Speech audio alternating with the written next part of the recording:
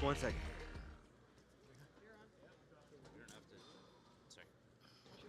Yeah. Oh, is Larry coming? How's everyone doing?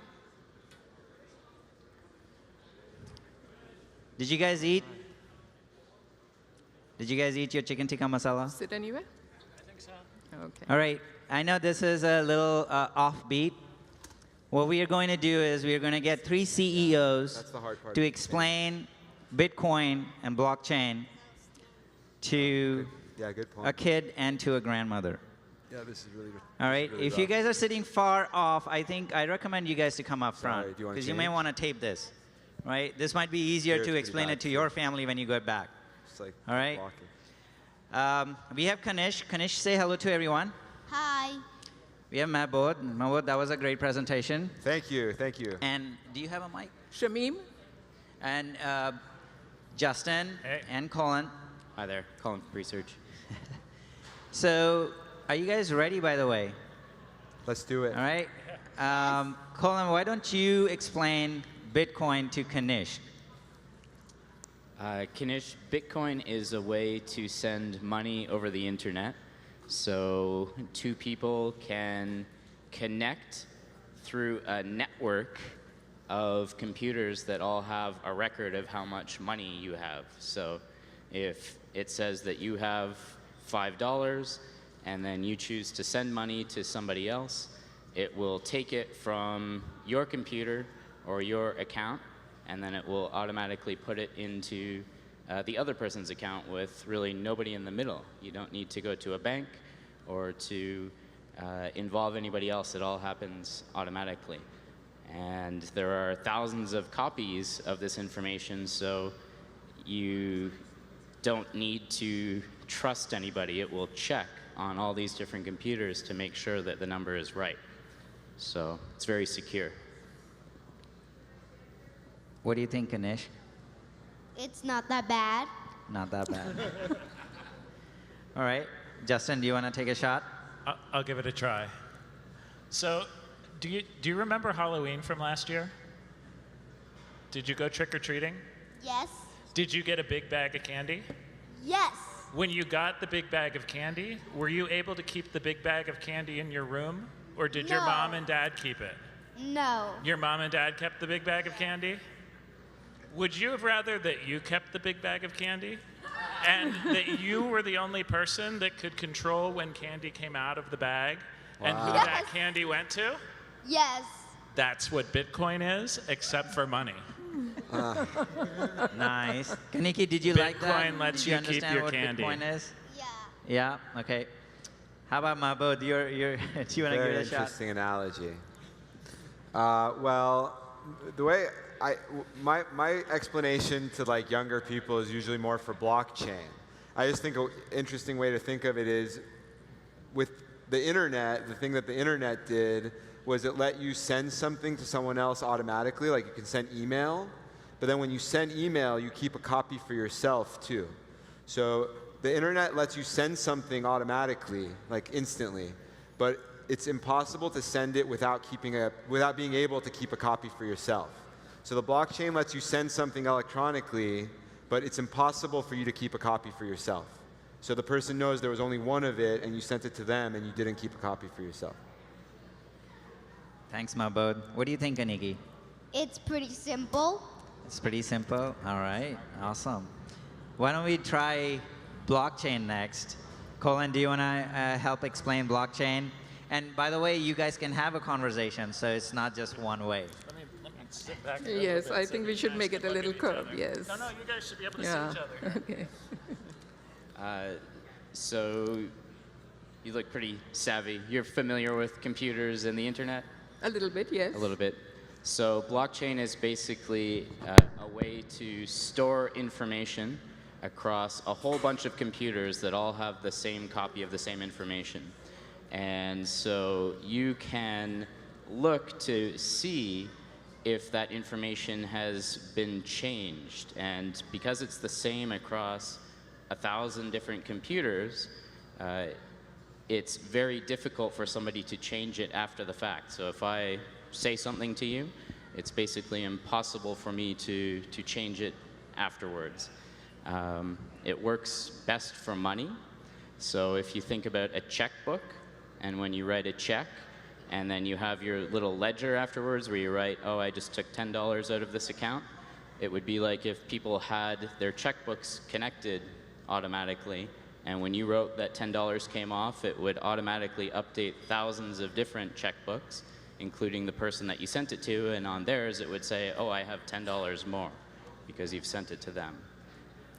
But what is the advantage of having so many copies of the same thing across the internet or whatever? It's a really good question. Well, if you only had one copy, or if you had a couple of copies, somebody could go and change those 2 copies and take the money from yours and then put it onto their own. But if there's thousands and thousands of copies, it becomes very secure because they would have to change them all, and it's almost impossible. So when it gets changed, you know that it's permanent and it's true, basically. And these sources or network systems, they are not connected to each other?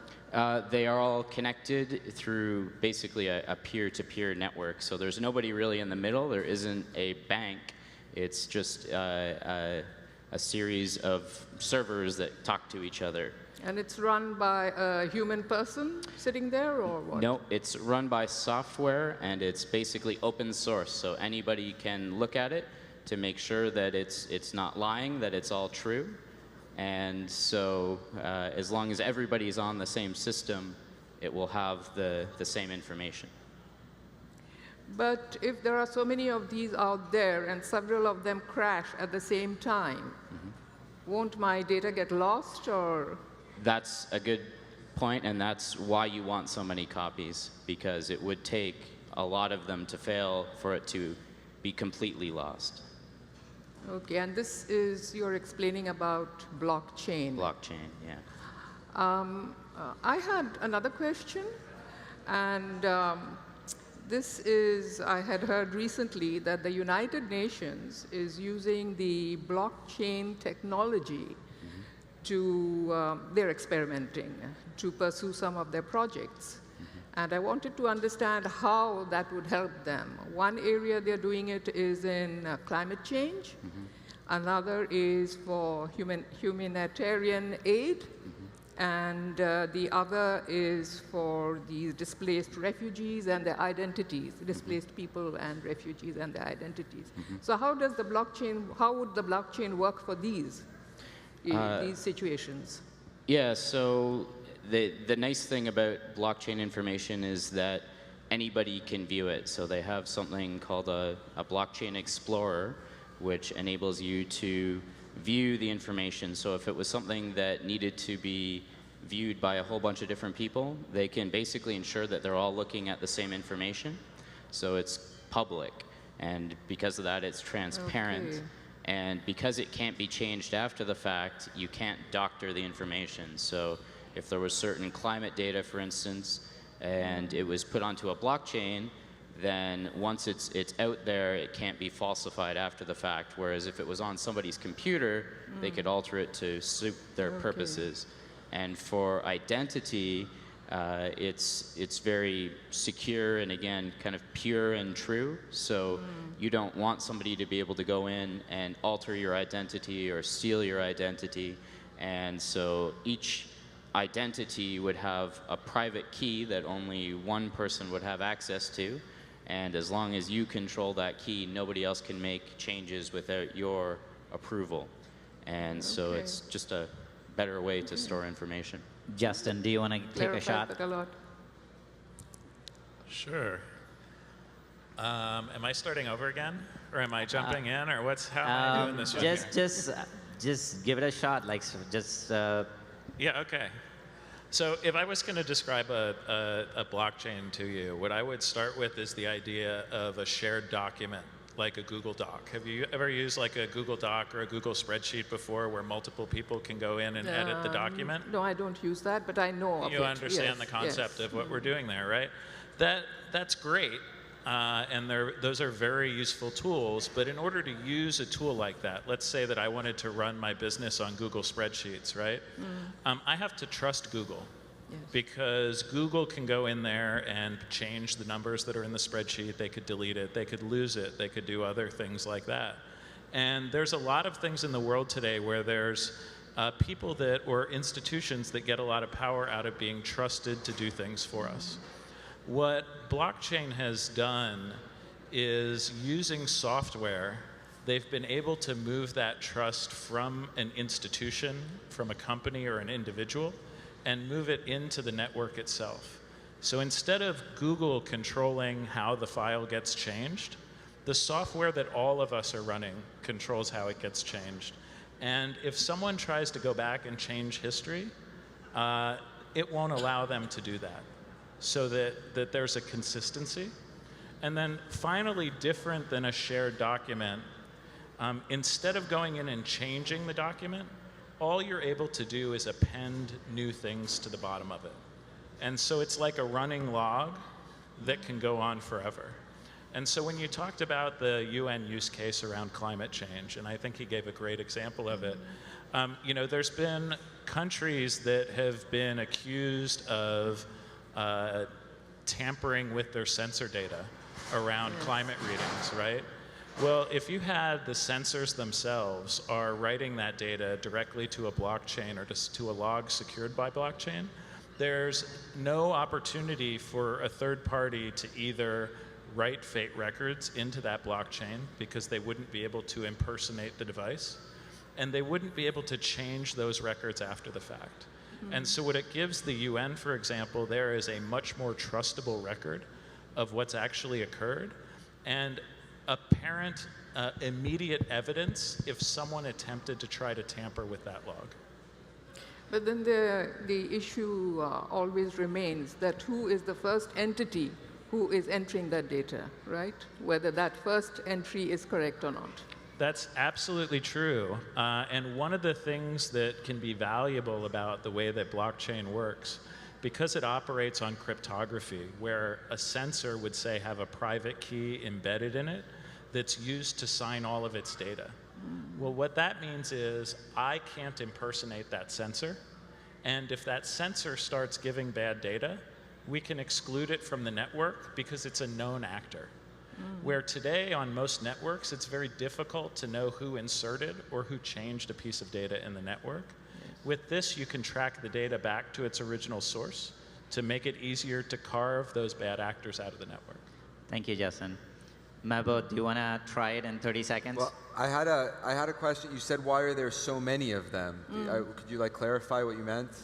No, I mean, because it was explained as there are many copies of the same data available in all these independent computer systems, as I understood it. Oh, okay, I thought you meant the different, why are there so many different tokens? Oh, no. Because, Okay. I mean, I did understand it correctly, right? That there are several copies. Absolutely. Yeah. Okay, I know we're out of time, so I'm going to ask the audience for the Bitcoin, whose explanation did you guys like the most? Hey. Halloween, so that's Justin. Justin, raise your hand. Candy wins. Justin is going to give you free software, anything you want, for the next 2 months to get to his booth. My dad ran a chocolate factory when I was growing up. For the blockchain, what do you guys think?